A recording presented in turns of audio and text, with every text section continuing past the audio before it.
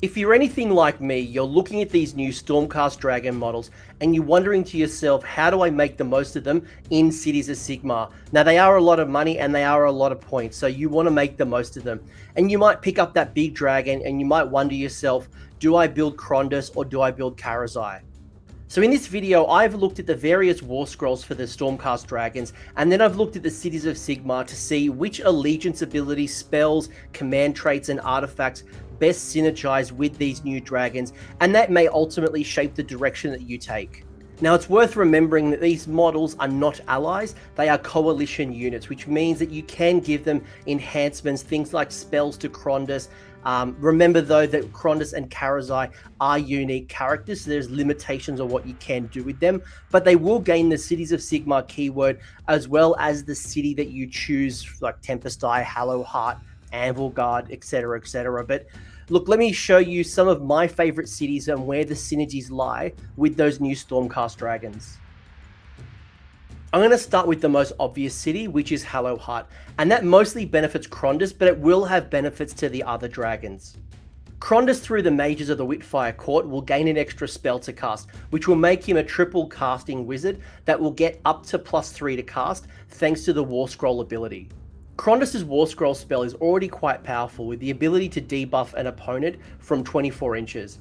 Hallowheart is going to offer you 6 spells to choose from, like Searing Wounds, which gives you D6 heal. You could add +1 to wound rolls to a unit. You could deal a bunch of mortal wounds to things like, especially hordes, through things like Elemental Cyclone. You could do some chip damage to multiple units through Roaming Wildfire. There's a lot of options, unlike the other cities, who really only offer 3 spells against the city. Eldritch Attunement is going to give Krondus and Karazai a 5-up ward save against spells and endless spells, which is going to help them keep them around longer because they don't have a native ward save. It's not going to protect them against mortal wounds from missile weapons or melee weapons. However, the Knight Draconis and the Stormdrake Guard don't really benefit from this rule because they've already got a 4+ ward save against spells and endless spells. If you elect to leave the Huttricanum or the Luminarch at home, Krondus with the 18 wounds could be a great target for the Arcane Channeling command ability. The way it'll work is Krondus takes the damage through Arcane Channeling, which you can then go on later to heal through things like Searing Wounds. But whatever that damage was that was taken, it'll be added to casting values of other wizards within 12 inches. So if Krondus took 6 damage, he'd be a beacon for +6 to the cast for other wizards, not for Krondus himself, so it doesn't self-buff. Based on the first 6 months of Age of Sigmar 3, it is clear that the Living City right now is probably the most successful city from tournament records, and it's thanks to a bunch of great allegiance abilities that now your dragons can take full advantage of. Hunters of the Hidden Path will allow you to put your dragons in reserve, so if you're worried about them being shot off the board or charged off before they even get started, this is a great way to protect them. However, Krondus and Karazai have a 160mm base. Now that base size is going to make it just that too big to be able to use those rules, because you do have to be set up wholly within 6 inches of a table edge, and I believe it works out to be a 160mm base will make it a 6.5 inches. So people like Alariel can't deep strike because they're on the same type of base. But this is where your Knight Draconis and your Stormdrake Guard are going to really excel with their smaller base size. And a unit or 2 is going to be really hard to screen out for your opponent. Where the dragons are supercharged in Living City is through the command ability Strike Then Melt Away. And that's the Allegiance command ability that lets you come in from reserve, shoot, then for that command point, you can make a normal move at the end of the shooting phase. Now, this is going to be great to either get out of harm's way if you're worried about being charged, or you're worried about what's going to happen when your opponent takes the next turn, or it's going to allow you to get an easy charge, which is what most people want to do. Now, the Stormdrake Guard and the Knight Draconis with their breath weapon is going to be perfect because you come in from the table edge so long as you're outside of 9 inches from your opponent, and you've still got a 12-inch breath weapon to be able to shoot at your opponent. So you're always going to be in range as long as you're positioned well. Krondus and Karazai can both benefit from Strikes Then Melt Away because they've both got an 18-inch breath weapon. So even though they can't come in from reserve, they will get up to an extra 14-inch move depending on if they're injured or not. Then they're able to move up the board and get to where they need to be. Through the Living City, they'll get to heal 1 wound a turn thanks to the Attune to Nature, while Krondus has 3 extra spells to choose from. Some of my favorite will be either the D6 heal from Life Surge, or there's another debuff that allows them to halve an enemy unit's move characteristic. That's off the Cage of Thorns. You can actually also debuff as well with a -1 to wound roll, so you act like a pseudo Phoenix, which is pretty cool.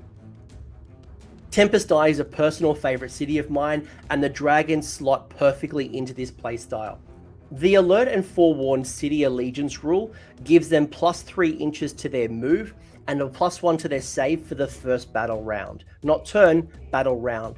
Now that's going to allow you to have your dragons all on a 2+ save without needing a Mystic Shield or all-out defense. So it's going to allow you, if you do apply a Mystic Shield or all-out defense, it's going to allow you to really reduce the amount of rend for that first turn. It doesn't benefit any other turns, just turn 1. Now, don't forget your Stormdrake Guard also have a once per battle ability that allows them to move in the hero phase and then charge on a 2+. So think about some of the movement shenanigans and think about that +3 inch movement. You could really do some solid striking across the board, or get into some of those juicier targets, or even get into some of those backfield objectives depending on the battle plan that you're playing. If you need to run, you get +1 to your run rolls as a City Allegiance, and with the command ability Rapid Redeploy, that lets 1 unit shoot even if it ran. If you find yourself making your general a fast hero, like the Free Guild General on Griffin, an Anointed on a Phoenix, or a Dreadlord on Black Dragon, you might want to give it the Aether Guard Captain trait that gives you +1 to your charge rolls while you're wholly within 12 inches of the general. You may want to give that fast general or another fast hero the Zephyrite banner, which allows you to re-roll charge rolls for units wholly within 12 inches of the bearer, and that will help you make an ultra aggressive dragon force. And when you think about on the charge, you get Ren -2 with the Lancers. You could really start burninating the peasants.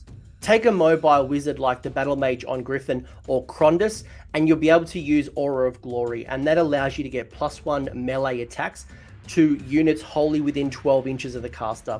Now, each Stormdrake Guard mount is going to have 5 attacks with Ren 2 for 2 damage, and that's going to turn Karazai and Krondus into absolute powerhouses. I think Karazai has 7 attacks, hitting on 3s, wounding on essentially 1s, for Ren 3 for 3 damage, and that's assuming that Karazai has not powered up through the Fire's Vengeance ability, which means that when he kills a unit, depending on what type of unit it is, a hero, 1 wound, or multi-wound, he gets certain benefits that go with it. So you can start super stacking and making an ultra aggressive Karazai, and the Aura of Glory spell does complement that really well. The next big city to call out would be the Twin City Hammerhal. Hammerhal is a great combat-focused city, and it really starts coming to life when you are putting your units in your opponent's territory. The Hammerhal Allegiance command ability, Righteous Purpose, lets 1 friendly Hammerhal unit that is wholly within enemy territory to fight again at the end of the combat phase, so long as they're within 3 inches of an enemy unit. Now, it does mean that you can't receive all-out attack or all-out defense, because a unit can only receive 1 command point each phase. So you are also at risk, obviously, at being roared at, unless you are in Hunters of the Heartland. So your Stormdrake Guard could certainly fit into the Hunters of the Heartland and avoid being roared at. But Krondus, Karazai, that is an easy way to kind of avoid that double fight. So keep that in mind. So if you are in that enemy territory and you are able to fight twice, imagine fighting with your Stormdrake Guard with those delicious Ren 2 attacks with some high damage output. You'll need to be careful with Krondus and Karazai with their large bases to ensure they are wholly within enemy territory. You don't want to set this perfect combat up only to be within slightly your side of the board and not being able to fight twice, because really imagine that Calamitous Tail. You can see fighting with that particular weapon alone, it's hard to see your opponent surviving a brutal attack. And both of those big dragons do have the Ancient Master of War ability that allow them to both reduce the damage in return. So you'll be able to subtract 1 from the melee attacks to a minimum of 1. So you're going to be able to pack an absolute punch and hopefully not take much in return. The great thing as well about Righteous Purpose is the command ability can be used in both yours and your opponent's turn. If you're thinking about righteous purpose and really building around combat, why not equip your general with the Blood of the 12 command trait that allows you to reroll 1s to wound in melee, so long as they're within 12 inches of the general. So imagine your dragons, who are mostly wounding on 3s, being able to reroll 1, put down the finest hour, put down some other types of abilities, and there is some super consistent damage, and obviously fighting twice if you're in enemy territory wholly. Alternatively, if you're focused charging across the line into enemy territory and you don't want to use all-out attack because you're saving to use righteous purpose, you might look for things like aggressive general that allows you to get a +1 to your melee hit rolls, so long as they're wholly within 12 inches of the general, if it made a charge roll. So pop it on a Frostheart Phoenix, the anointed Frostheart Phoenix, and your dragon is going to be mostly hitting on 2s, and you're not going to need to be worried about being roared at because you're still going to get that +1 to hit. And assuming you haven't got roared at and you've got a command point, you can still use righteous purpose to fight twice in the combat phase. Now you might want to pop the Twinstone artifact on that general, especially if it has Blood of the 12, and the artifact allows you to either create a +1 to hit bubble if it is the Akshi aspect, or you can heal D3 wounds on a 4+ to each friendly Hammerhal unit wholly within 12 inches of the bearer. So as we've already talked about, the dragons do not have a native ward save, so being able to heal D3 wounds plus any other healing that might be available to you will only keep your dragons alive longer because they will be a primary target.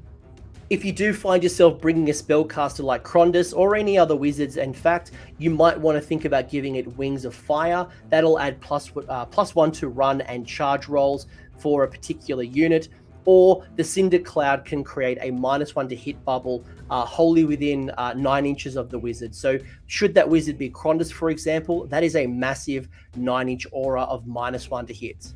Now, don't forget that each time that Karazai destroys a unit, he will either gain an extra attack, a +1 to run and charge, or heal a wound. So these are going to rack up pretty quickly if you're in Hammerhal. It is a great city. It works well with all of the dragons, the Night Draconis, the Stormdrake Guard. Karazai is great. Even Krondys, I think, is worth considering in a Hammerhal. The output of difference between Krondys and Karazai isn't a lot, but getting the spellcasting in Krondys is wonderful, but you don't get those stacking abilities, especially if Karazai starts killing a whole bunch of heroes. It'll be super crazy. So keep that in mind, but Hammerhal, another great city. Outside of Hallowheart, the Living City, Tempest Eye, and Hammerhal, I couldn't find a lot of natural synergy with the new Stormcast dragons. Now, the dragons are good on their own merits, so popping them into Greywater or Anvilgard or Phoenician or Excelsius or Settlers Gain will still yield you good results. Speaking of Settlers Gain, if you did put them in Settlers Gain, you might find some cheeky combos when you start bringing in your Lumineth Realm Lords as a coalition unit. Your 1 in 4 can be a Lumineth, and that might create some real double trouble when you factor in the Fox, when you start bringing in Teclis and Krondys, when you start looking at maybe some Sentinels with your Stormdrake Guard, whatever it might be. One synergy that works really nicely is Teclis's War Scroll spell creates an 18-inch ward save of a 5+. So you get a 5-up ward save. It's a big bubble within 18 inches of Teclis, and it's for friendly units. So it's not keyworded Lumineth, it's keyworded it's friendly. So it means that your Stormcast dragons will gain that benefit. The Greywater Fastness does have a command trait that lets you run and shoot if you're wholly within 12 inches of the general. And if you're wondering where is Harkuron or Misthaven, they don't have the rules for Ways of the Free People. So that means that they can't take the Stormcast units. That's where Harkuron benefit from 1 in 4, the Daughters of Cain. Unfortunately, those Misthaven and Harkuron don't work. I couldn't find much within the others. Like, I even looked at Excelsius to see what Excelsius did. Not really a lot of synergy with the dragons. Now, there might be some other things that I missed. I'd love you to let me know. I just couldn't find them. So I hope you've got a bit more clarity on the dragons. And if you were going to buy dragons, I'm not saying to buy dragons. If you're buying dragons, you were already doing it without me and my advice. They're great models, don't get me wrong. Each of the cities are going to play different strengths. So depending on which city you choose from, if you are someone like Hallowheart, you may want to start looking at that magical powerhouse to build around, and the Hurricanum, or you could even go a really defensive build as well. The Duarden and the Luminarch are a great defensive Hallowheart. That's not to say that you might not want to put the Arcane Tome on your Knight Draconis, and that might change the game as well. There's some things to consider. The Stormdrake Guard have recently gone up in points, and at the time of recording, we don't know if anything else is going up in points, and anything could happen in AOS. I guess the big question that if I was a Cities of Sigmar player, I would be wondering, do I take Formulators, or do I take Stormdrake Guard, or Krondus, or Karazai? Now, there are both pros and cons, right? You may want to reconsider the Star Drake if it changes in points in the near future. So you might find yourself with a Celestin Prime or Indrasa. Stormcast have literally 80 potential models. So you are completely spoilt for choice. If you want to run the Stormdrake Guard and you're looking for mobility, if you're looking some good damage, they're a great option to choose from. But if you're building a more aggressive force and you're looking for value for points, those types of dragon riders like the Fulminators, they might be a better option for you. Now, there are plenty of additional War Scroll abilities that I didn't speak about, and it's not that they're not valuable. I'm not saying that they're not valuable. It's just that the rules from the Cities of Sigmar don't enhance them. So as a prime example, the Stormdrake Guard and the Knight Draconis have an ability to auto-slay a model at the end of combat. The rule is called Dragged into the Tempest. Now, the rule is a good rule, but it just doesn't get any better from a Cities of Sigmar. I mean, you could argue, Tempest Eye gets them a little bit closer, but it's not like that dice roll becomes easier, or I get more of those dice rolls from being in one of the cities, which is why I left out some of the rules. But hey, look, I'd be curious to hear from you, especially Cities of Sigmar folks. If you are looking to include a dragon, whether it's one of the big dragons, Krondus or Karazai, a small dragon, you're looking at the Stormdrake Guard, whether it's 2 or 4, or you may be even looking at that the hero version of the the Knight Draconis. Whatever it might be, are you looking at adding them, and why? And if not, why? Are you going in something else for your coalition units instead? It's a deep book. The world is your oysters. You might still be obsessed with your Aether Wings. You could be looking at, a Lord Ordinator. Who knows? There's so many units to choose from. Let me know in the comment section. I'd be curious to hear from you what units you're drawing from Stormcast, and if you are going to take the dragons or not, why? Thanks for sticking around until the end. I hope you found that video interesting and you walked away with a few new ideas. If you did, I would appreciate it if you hit like on the video, as well as left me a comment. Let me know what your thoughts are in the comment section below.